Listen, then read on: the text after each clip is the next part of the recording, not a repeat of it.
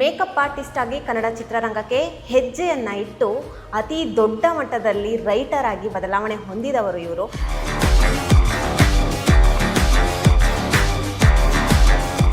ಕೆಲವರು ಗುರಿ ಇಟ್ಕೊಂಡು ಬರ್ತಾರೆ, ಕೆಲವರು ಬಂದಿದ್ದ ದಾರಿನೇ ಗುರಿ ಆಗುತ್ತಲ್ಲ, ಅದು ಎರಡನೇ ಕೆಟಗರಿಯವ್ ನಾನು.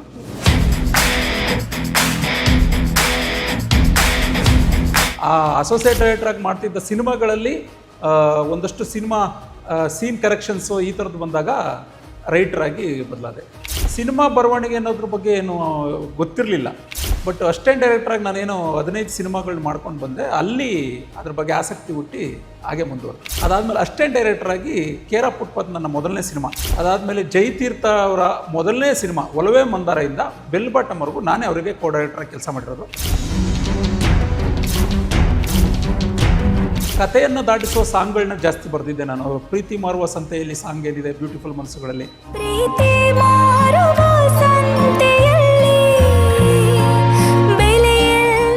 ಆರನ್ನ ಜೈಕರನ್ನ ನಮಗೆ ನಾವೇ ಹಾಕೋಬಾರ್ದು, ಜನ ಮೆರೆಸಿದ್ರೆ ಮೆರವಣಿಗೆ, ಜನ ಬೆಳೆಸಿದ್ರೆ ಬೆಳವಣಿಗೆ ಅಂತ. ಆ ಟೈಮಲ್ಲಿ ನಾನು ಫಸ್ಟ್ ಶೋ ನೋಡ್ಬೇಕಾದ್ರೆ ಆ ವಿಜುವಲ್ ನೋಡಿದಾಗ ನನಗೊಂಥರ ರೋಮಾಂಚನ ಆಯಿತು.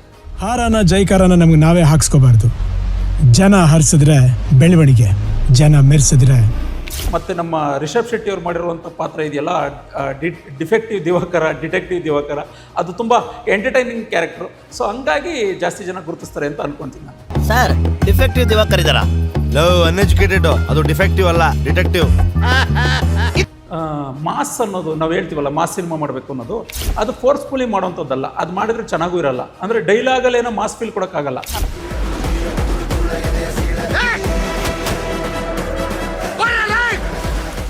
ಈ ಸಿನಿಮಾದಲ್ಲಿ ಇರೋ ಪಾತ್ರ ಸಿಸ್ಟಮ್ಗೆ ವಿರುದ್ಧವಾಗಿ ನಿಂತ್ಕೊಳ್ಳುವಂಥವನು, ಊರಿಗೋಸ್ಕರ ನಿಂತ್ಕೊಳ್ಳುವಂಥವನು.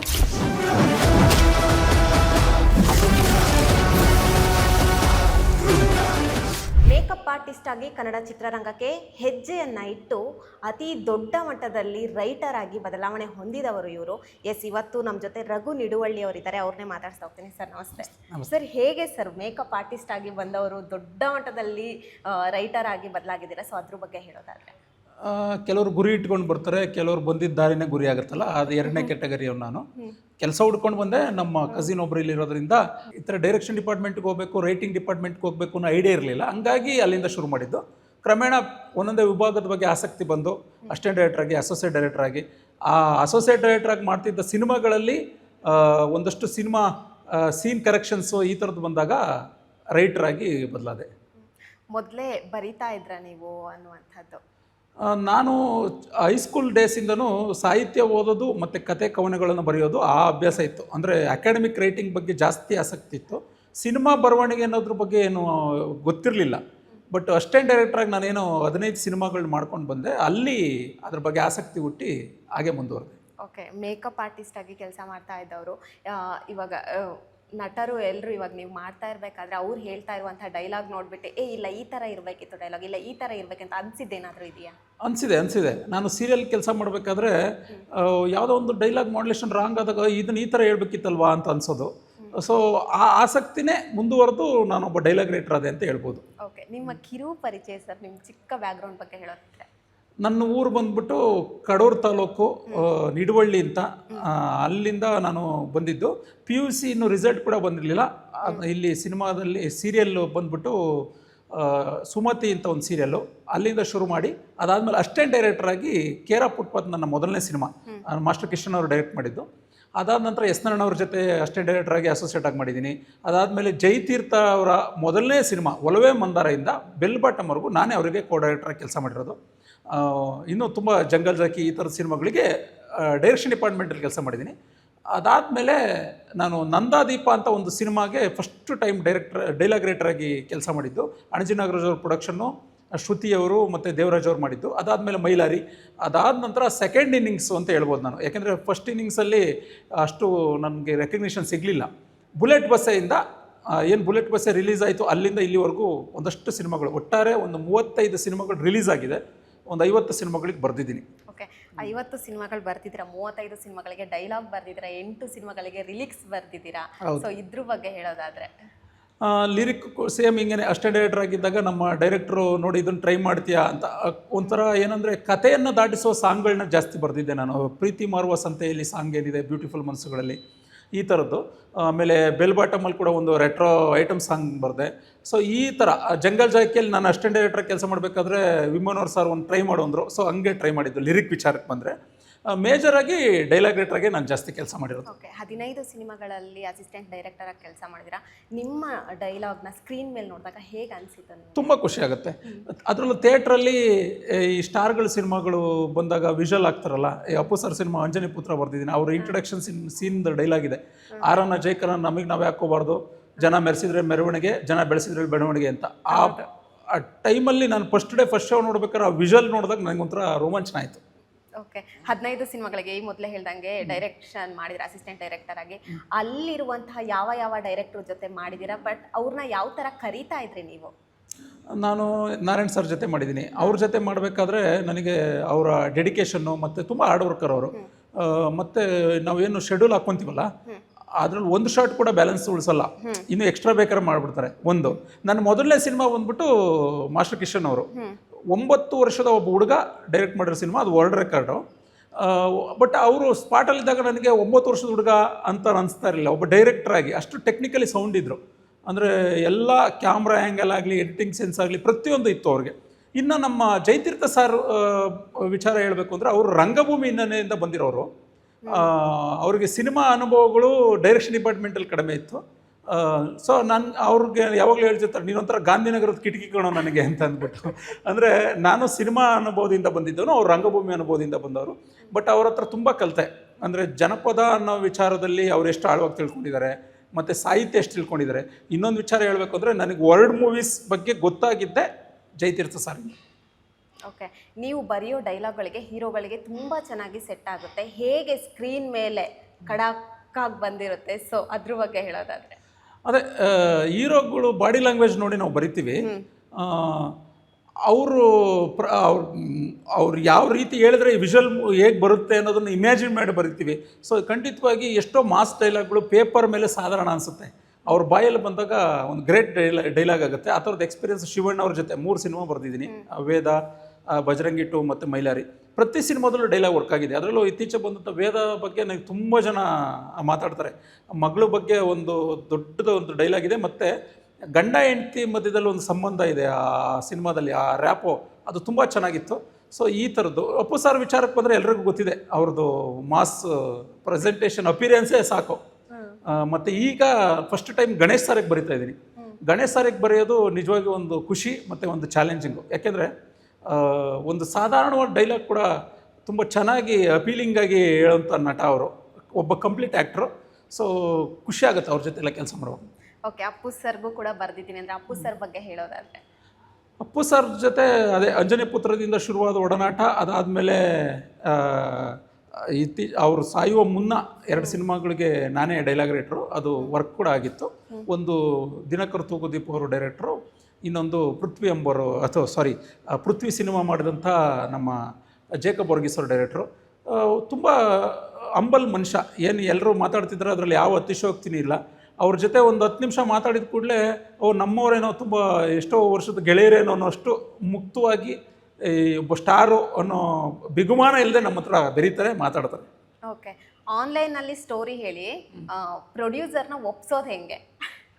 ಆನ್ಲೈನಲ್ಲಿ ಸ್ಟೋರಿ ಹೇಳಿ ಕಷ್ಟ. ಯಾಕೆಂದರೆ ಸ್ಟೋರಿ ಹೇಳೋದು ಅಂದರೆ ಬರೀ ಕಥೆ ಅಲ್ಲ, ಒಂದು ಬಾಡಿ ಲ್ಯಾಂಗ್ವೇಜು ಮತ್ತು ಎದುರುಗಡೆ ಕೂತಾಗ ನಾವು ಯಾವ ಭಾವದಲ್ಲಿ ಹೇಳ್ತೀವಿ ಅವೆಲ್ಲ ಮ್ಯಾಟ್ರ್ ಆಗುತ್ತೆ.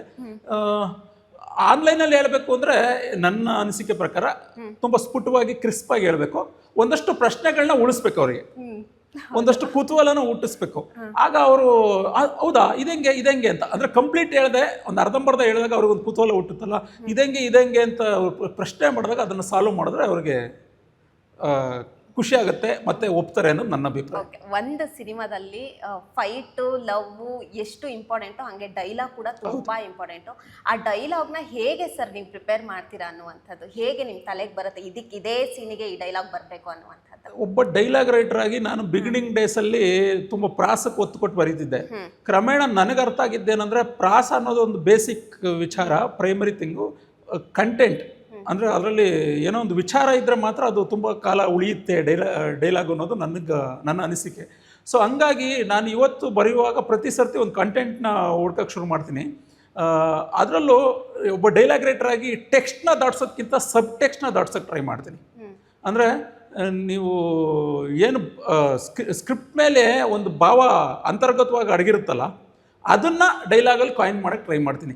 ರೆಗ್ಯುಲರಾಗಿ ಏನೋ ಒಂದು ಮ್ಯಾಟರ್ ಆಫ್ ಫ್ಯಾಕ್ಟ್ ಡೈಲಾಗ್ಗಳಿರ್ತದಲ್ಲ, ಊಟ ಆಯಿತಾ ತಿಂಡಿ ಆಯಿತಾ, ಇದನ್ನು ಆದಷ್ಟು ಅವಾಯ್ಡ್ ಮಾಡಿ ಡೈರೆಕ್ಟ್ ವಿಚಾರಕ್ಕೆ ಹೋಗೋ ಥರ ನಾನು ಟ್ರೈ ಮಾಡ್ತೀನಿ. ಓಕೆ, ಎಷ್ಟು ಟೈಮ್ ಬೇಕಾಗತ್ತೆ ಸರ್ ಅನ್ನುವಂಥದ್ದು? ಆಯಾ ಕತೆ ವ್ಯಾಪ್ತಿ, ಆ ವಿಚಾರ ಏನು ಅವ್ರದ್ದು ಅನ್ನೋದ್ರ ಮೇಲೆ ಡಿಪೆಂಡ್ ಆಗುತ್ತೆ. ಒಂದು ವಾರದಲ್ಲಿ ಬರೆದಿದ್ದು ಇದೆ, ಹಾಗೆ ತಿಂಗಳುಗಟ್ಟಲೆ ಟೈಮ್ ತೊಗೊಂಡಿದ್ದು ಇದೆ. ಕೆಲವು ಸರ್ತಿ ಏನಾಗುತ್ತೆ, ಒಂದಷ್ಟು ರಿಸರ್ಚ್ ಕೇಳುತ್ತೆ ಕೆಲವು ಸಿನಿಮಾಗಳು. ಯಾವುದೋ ಒಂದು ಪೌರಾಣಿಕ ಹಿನ್ನೆಲೆ ಆದರೆ ಅದಕ್ಕೆ ಬೇರೆಯಾದ ಸಿದ್ಧತೆಗಳು ಬೇಕು, ಭಾಷೆ ಆಗಲಿ ಮತ್ತು ಇನ್ನೊಂದು ಹಿಸ್ಟಾರಿಕಲ್ ವಿಚಾರ ಆದರೆ ಯಾರೋ ಒಬ್ಬ ಹಿಸ್ಟಾರಿಯನ್ ಮೀಟ್ ಮಾಡಿ ಮಾತಾಡಬೇಕಾಗುತ್ತೆ. ಸೊ ಅದು ಸ್ವಲ್ಪ ಟೈಮ್ ತೊಗೊಳುತ್ತೆ. ಅದು ಬಿಟ್ಟರೆ ಈ ಕಾಮಿಡಿ ಸಿನಿಮಾಗಳು ಅವೆಲ್ಲ ಸ್ವಲ್ಪ ಬೇಗ ಬರೆದಿದ್ದಿದೆ. ಓಕೆ, ಡೈರೆಕ್ಟರ್ ಆಗಿ ಕತೆ ಹೇಳೋದಕ್ಕೂ ರೈಟರ್ ಆಗಿ ಕತೆ ಹೇಳೋದಕ್ಕೂ ಯಾವ ಥರ ವ್ಯತ್ಯಾಸ ಇರ್ಬೋದು ಸರ್? ಡೈರೆಕ್ಟ್ರು ಅವರು ಕಥೆಯನ್ನು ದಾಟಿಸೋದ್ರಲ್ಲಿ ನಮಗೆ ಕಥೆಯನ್ನು ದಾಟಿಸೋದಷ್ಟೇ ಅವ್ರ ಉದ್ದೇಶ ಆಗಿರುತ್ತೆ. ಇಲ್ಲಿ ನನಗೆ ಒಬ್ಬ ಡೈಲಾಗ್ ರೈಟರ್ ರೀಡಿಂಗ್ ಕೊಡಬೇಕಾದ್ರೆ ನಾನು ಏನು ಮಾಡ್ತೀನಿ ಅಂದರೆ, ಒಂದು 8-10 ಜನ ಕೂತಿರ್ತಾರೆ. ಸೊ ಅವ್ರು ಪ್ರತಿಯೊಬ್ಬರು ಎಕ್ಸ್ಪ್ರೆಷನ್ ನೋಡ್ತಾ ಇರ್ತೀನಿ, ಮತ್ತು ಕಂಪ್ಲೀಟಾಗಿ ಈ ಡೈಲಾಗಿಗೆ ಹೆಂಗೆ ರಿಯಾಕ್ಟ್ ಮಾಡ್ತಾರೆ ಅನ್ನೋದು. ಅಂದರೆ ಸಂಭಾಷಣೆಯಲ್ಲಿ ಕಥೆಯನ್ನು ದಾಟಿಸೋದಕ್ಕೆ ನಂದು.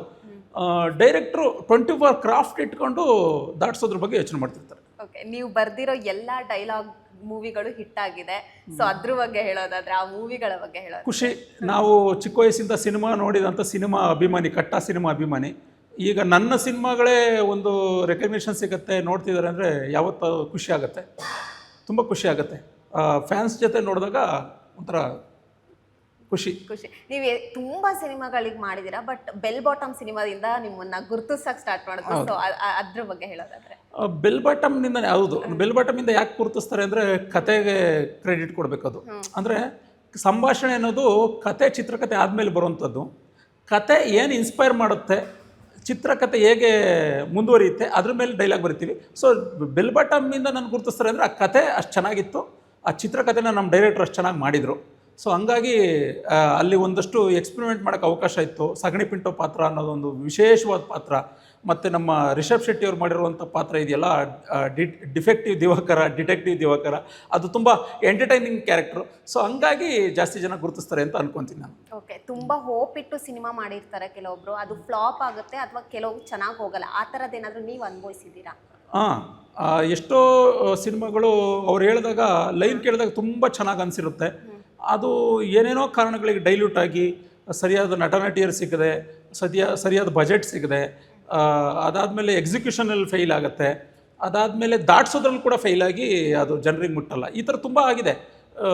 ಎಷ್ಟೊಂದು ಒಳ್ಳೊಳ್ಳೆ ಒನ್ಲೈನರ್ಸು, ಎಷ್ಟು ಚೆನ್ನಾಗಿದೆಯಲ್ವ, ಇದನ್ನು ಕೆಲಸ ಮಾಡಬೇಕು ಅಂತ ಅಂದ್ಬಿಟ್ಟು ತುಂಬ ಇಷ್ಟಪಟ್ಟು ಮಾಡಿರೋ ಪಿಕ್ಚರ್ಗಳು ಆ ರೀತಿ ದಾಟ್ತೇ ಹೋಗಿದ್ದಿದೆ. ಓಕೆ, ಕೊನೆಯದಾಗಿ ಸರ್ ಕೊತ್ತಲವಾಡಿ ಸಿನಿಮಾಗೆ ಬರೋಣ. ಸೊ ಕೊತ್ತಲವಾಡಿ ಸಿನಿಮಾದಲ್ಲಿ ನೀವು ಕೂಡ ರೈಟರ್ ಆಗಿ ವರ್ಕ್ ಮಾಡಿದ್ದೀರಾ. ಸೊ ಇದ್ರ ಬಗ್ಗೆ ಹೇಳೋದು, ಇದ್ರ ಅನುಭವ ಹೇಳೋದಾದ್ರೆ? ಕೊತ್ತಲವಾಡಿ ಸಿನಿಮಾಗೆ ಫಸ್ಟು ರಾಜು ಅವರು ನನ್ನ ಕಾಂಟ್ಯಾಕ್ಟ್ ಮಾಡಿದ್ರು. ಅವ್ರ ಕತೆ ಹೇಳಿದ ಕೂಡಲೇ ನನಗೆ ತುಂಬ ಖುಷಿಯಾಯಿತು. ಯಾಕೆಂದರೆ ಒಂದು ಗ್ರಾಮೀಣ ಕತೆ ಮತ್ತು ಪ್ರಸ್ತುತ ಒಂದು ವಿಚಾರ, ಒಂದು ಮಾಫಿಯಾನ ಹೇಳಕ್ಕೆ ಹೊರಡುತ್ತೆ ಇದು. ಸೊ ಹಂಗಾಗಿ ನನಗೆ ತುಂಬ ಆಪ್ತವಾದ ಕತೆ ಇದು. ನಾನು ಹೆಸರು ಜೊತೆಗೆ ನಿಡುವಳಿ ಅಂತ ಇಟ್ಕೊಂಡಿದ್ದೀನಿ. ಹಂಗಿರೋದ್ರಿಂದ ಕೊತ್ತಲವಾಡಿ ಅನ್ನೋದು ಒಂದು ಗ್ರಾಮ, ಚಾಮರಾಜನಗರ ಗುಂಡ್ಲುಪೇಟೆ ನಡುವೆ ಬರುವಂಥ ಒಂದು ಗ್ರಾಮ. ಮತ್ತು ಫಸ್ಟ್ ಟೈಮ್ ಏನು ನಮ್ಮ ಇವರು ಪೃಥ್ವಿ ಎಂಬರವ್ರು ಆಕ್ಟ್ ಮಾಡ್ತಿದ್ದಾರೆ. ಪೃಥ್ವಿ ಎಂಬರ್ ಅಂದ ತಕ್ಷಣ ನನಗೂ ಸ್ವಲ್ಪ ಶಾಕ್ ಆಯಿತು. ನಮ್ಮ ಡೈರೆಕ್ಟರ್ ಪೃಥ್ವಿ ಎಂಬರವ್ರು ಈ ಕ್ಯಾರೆಕ್ಟರ್ ಅಂದ ತಕ್ಷಣ, ಯಾಕೆಂದರೆ ನಾನು ಈ ಥರದ್ದೆಲ್ಲೂ ನೋಡಿಲ್ಲ, ಅವ್ರನ್ನ ಲವರ್ ಬಾಯ್ ಆಗಿ ನೋಡಿದ್ದೆ. ಬಟ್ ಅವರು ಕಾನ್ಫಿಡೆನ್ಸ್ ಕೊಟ್ಟರು. ನಾನು ಇಲ್ಲ ಸರ್, ಅವ್ರ ಜೊತೆ ತುಂಬ ಒಡನಾಟ ಇದೆ, ನಾನು ಕೆಲಸ ಮಾಡಿದ್ದೀನಿ ಅವ್ರ ಜೊತೆ, ತುಂಬ ವರ್ಸ್ಟೈಲ್ ಆ್ಯಕ್ಟ್ರು ಅಂತ ಅಂದ್ಬಿಟ್ಟು. ಸೊ ಹಂಗಾಗಿ ನಾನು ಬರೆಯುವಾಗ ಪೃಥ್ವಿ ಎಂಬರವ್ರಿಗಿಂತ ಹೆಚ್ಚಾಗಿ ನಮ್ಮೂರು ಅವರು, ಯಾಕೆಂದರೆ ಅವ್ರು ಮಂಗಳೂರವರು, ಆ ಭಾಷೆಯಲ್ಲಿ ಇಲ್ಲಲ್ಲ ಇದು. ನಮ್ಮ 80s ಹೀರೋಗಳು ಅಂದರೆ ನಂಗೆ ಭಾಳ ಇಷ್ಟ. ವಿಷ್ಣು ಸಾರು, ಪ್ರಭಾಕರು, ಅವರು ಮಾಡಿದರೆ ಹೇಗಿರುತ್ತೆ ಅನ್ನೋದೊಂದು ಇಮ್ಯಾಜಿನೇಷನಲ್ಲಿ. ಅದಕ್ಕಿಂತ ಹೆಚ್ಚಾಗಿ ನಮ್ಮ ರಾಜು ಅವರು, ಕೆ ವಿ ರಾಜು ಅವ್ರ ಜೊತೆ ಕೆಲಸ ಮಾಡಿರುವಂಥ ಡೈರೆಕ್ಟ್ರು. ಕೆ ವಿ ರಾಜು ಅವರು ನನ್ನ ಫೇವ್ರೇಟು. ಅವ್ರ ಫ್ಲೇವರ್ ಏನಾದ್ರು ತರ್ಬೋದಾ ಅನ್ನೋ ನಿಟ್ಟಿನಲ್ಲಿ ಒಂದಷ್ಟು ವರ್ಕ್ ಮಾಡಿ ಇದನ್ನು ದಾಟಿಸಿದ್ದೀನಿ. ಈ ಫೋಟೋ ನೋಡಿದಾಗ ಒಂದು ಸ್ವಲ್ಪ ಕಾಂತಾರಕ್ಕೆ ಹೋದಂಗೆ ಅನಿಸುತ್ತೆ. ಸೊ ಅದ್ರದ್ದು ಏನಾದರೂ ಇದೆಯಾ? ಇಲ್ಲ, ಕಾಂತಾರ ಒಂದ್ಸಗೇನು ಮಂಗಳೂರಿನ ಅಲ್ಲ ಕುಂದಾಪುರದ ಒಂದು ಪ್ರಾದೇಶಿಕ ಕತೆ. ಇದು ಒಂದು ಹಳೆ ಮೈಸೂರು ಭಾಗದ ಒಂದು ಪ್ರಾದೇಶಿಕ ಕತೆ ಅಷ್ಟೇ ಹೋಲಿಕೆ ಬಿಟ್ಟರೆ, ಇನ್ನು ಯಾವ ಕಥೆಯಲ್ಲಾಗಲಿ ಕ್ಯಾರೆಕ್ಟ್ರೇಷನಲ್ಲಾಗಲಿ ಸಂಭಾಷಣೆ ವಿಚಾರದಲ್ಲಾಗಲಿ ಖಂಡಿತವಾಗಿ ಹೋಲಿಕೆ ಇಲ್ಲ. ಎಷ್ಟೊಂದು ಡೈಲಾಗ್ ಬರ್ದಿದ್ದೀರಾ ಸರ್? ಎಷ್ಟು ಟೈಮ್ ತಗೊಂಡಿದ್ರಿ ಈ ಸಿನಿಮಾಗೆ ಡೈಲಾಗ್ ಬರೆಯೋದ್ರಿಗೆ? ಇದು ಹೆಚ್ಚು ಕಡಿಮೆ ಡಿಸ್ಕಷನ್ನಿಂದ ಹಿಡಿದು ಒಂದು 3 ತಿಂಗಳಾಯಿತು. ಅಂದರೆ ನಟ ನಟಿಯರು ಬಂದಾಗ ಒಂದಷ್ಟು ಬದಲಾವಣೆ ಮಾಡ್ತೀವಿ ಅವ್ರ ಬಾಡಿ ಲ್ಯಾಂಗ್ವೇಜ್ಗೆ ಮತ್ತೊಂದಕ್ಕೆಲ್ಲ. ರಾಜೇಶ್ ನಟರಂಗ ಸರ್ ಅಂದ ತಕ್ಷಣ ಸ್ವಲ್ಪ ಒಂದು ಬದಲಾವಣೆ ಮಾಡಿದೆ, ಮತ್ತು ಗೋಪಾಲ್ ದೇಶಪಾಂಡೆ ಅವ್ರ ಒಂದು ಕೂಡಲೇ ಸ್ವಲ್ಪ ಬದಲಾವಣೆ ಮಾಡಿದೆ. ಈ ಥರದ್ದೆಲ್ಲ ಆಗಿದೆ. ಓಕೆ, ಎಷ್ಟು ಟೈಮು ಶೂಟಿಂಗ್ ಎಲ್ಲ ನಡೀತು? ನೀವು ಕೂಡ ಅಲ್ಲೇ ಇದ್ರಾ ಅನ್ನೋ? ಇಲ್ಲ, ನನಗೆ ಗೊತ್ತಿಲ್ಲ ಇದು ಎಷ್ಟು ಜನ ಮಾಡಿದ್ರು ಅಂತ ಅಂದ್ಬಿಟ್ಟು. ನನಗೆ ಏನಾದರೂ ಚೇಂಜಸ್ ಇದ್ದರೆ ಫೋನ್ ಮಾಡ್ತಿದ್ರು ಅಷ್ಟೇ, ಸ್ಪಾಟ್ಗೆ ಹೋಗಿಲ್ಲ. ಕತೆ ಕೇಳಿದಾಗ ನಿಮಗೆ ಏನು ಅನಿಸ್ತು? ಇಲ್ಲ, ವರ್ಕ್ ಆಗುತ್ತೆ ಅಂತ ಅನಿಸ್ತು. ಯಾಕೆ ಅಂದರೆ ಮಾಸ್ ಅನ್ನೋದು ನಾವು ಹೇಳ್ತೀವಲ್ಲ, ಮಾಸ್ ಸಿನಿಮಾ ಮಾಡಬೇಕು ಅನ್ನೋದು, ಅದು ಫೋರ್ಸ್ಫುಲಿ ಮಾಡೋವಂಥದ್ದಲ್ಲ. ಅದು ಮಾಡಿದ್ರೆ ಚೆನ್ನಾಗೂ ಇರಲ್ಲ. ಅಂದರೆ ಡೈಲಾಗಲ್ಲಿ ಏನೋ ಮಾಸ್ ಫೀಲ್ ಕೊಡೋಕ್ಕಾಗಲ್ಲ. ಕ್ಯಾರೆಕ್ಟರ್ ಇಟ್ ಸೆಲ್ಫ್ ಅದೊಂದು ರೆಬಲ್ ಆಗಿರಬೇಕು. ಈ ಸಿನಿಮಾದಲ್ಲಿ ಇರೋ ಪಾತ್ರ ಸಿಸ್ಟಮ್ಗೆ ವಿರುದ್ಧವಾಗಿ ನಿಂತ್ಕೊಳ್ಳುವಂಥವನು, ಊರಿಗೋಸ್ಕರ ನಿಂತ್ಕೊಳ್ಳುವಂಥವನು.